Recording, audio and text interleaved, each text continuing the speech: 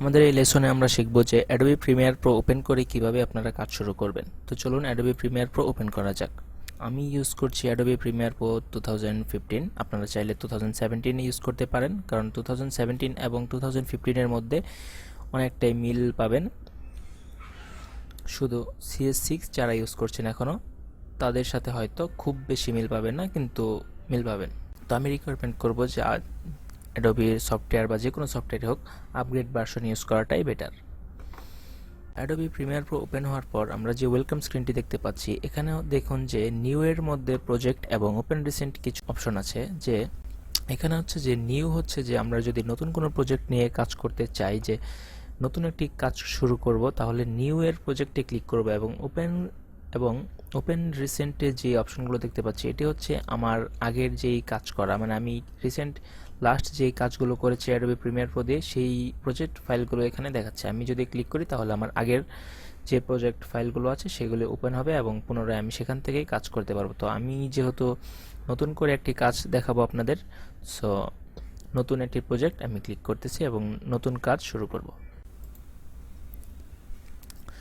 Create new প্রজেক্টে click করার পর দেখুন যে নিউ প্রজেক্ট নামের একটি উইন্ডো এসেছে এবং এখানে প্রথম যে অপশন দেখতে পাচ্ছি নেমে হচ্ছে যে আমরা এই প্রজেক্টের নাম কি দিব। ধরুন যে রেপ্টো কোর্স,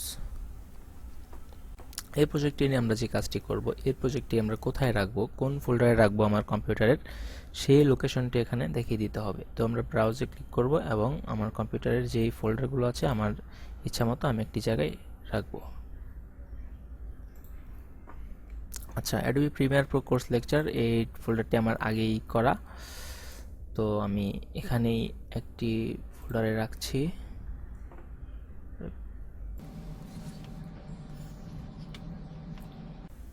আচ্ছা, সিলেক্ট ফোল্ডার।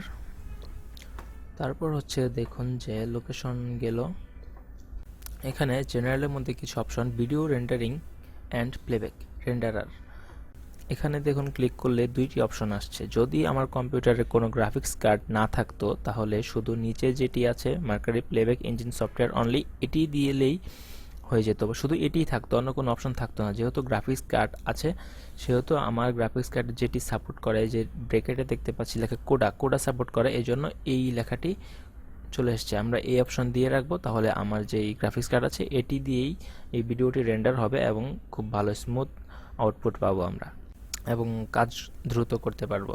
তো ভিডিও ফরম্যাট, টাইম কোড, এখানে দেখুন যে ভিডিও ফরম্যাটের টাইম কোড, ফিট, ফ্রেমস অনেক কিছু আছে, আপনারা টাইম কোডেই দেবেন। আমরা যেহেতু ভিডিও প্রত্যেকটা টাইম কোডে কাজ করব, এটি বেটার আর কি।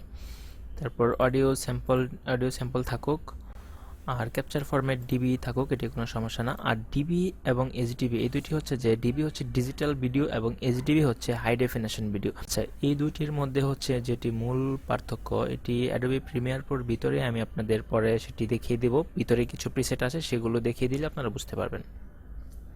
তো ওকে করার পর আমরা অ্যাডোবি প্রিমিয়ার প্রোর মূল ইন্টারফেসে চলে এসেছি, যেখানে আমরা একটি প্রজেক্ট নিয়ে কাজ শুরু করব। তো পরবর্তী লেসন দেখতে সঙ্গে থাকুন। ধন্যবাদ।